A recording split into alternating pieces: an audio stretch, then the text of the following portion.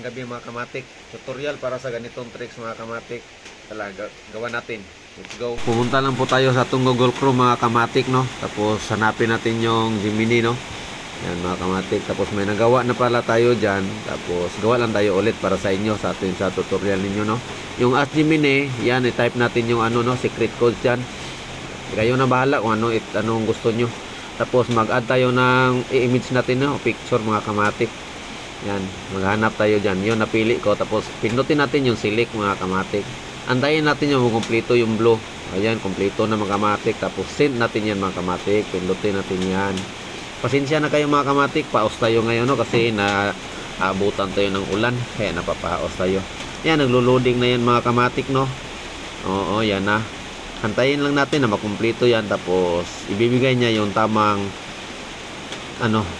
hinihingi natin ni Gemini, no, sa na picture natin.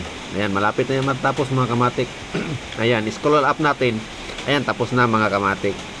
Tapos pindutin natin yung download. May arrow download yan mga kamatik. Hanapin natin, hindi pa lumabas, no. Ayun, ayan na, lumabas. Pindutin natin. Tapos mapupunta tayo dyan sa gallery natin. Ayan, mapupunta na yan.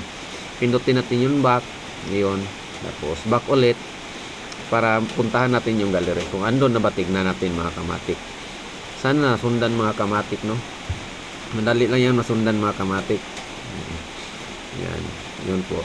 Alis na tayo dyan. Punta tayo sa gallery. Tingnan natin. Ayun na mga kamatik, oh. Yan yung ginagawa natin ngayon. Thank you for watching mga kamatik. Sana nasundan. Bye-bye.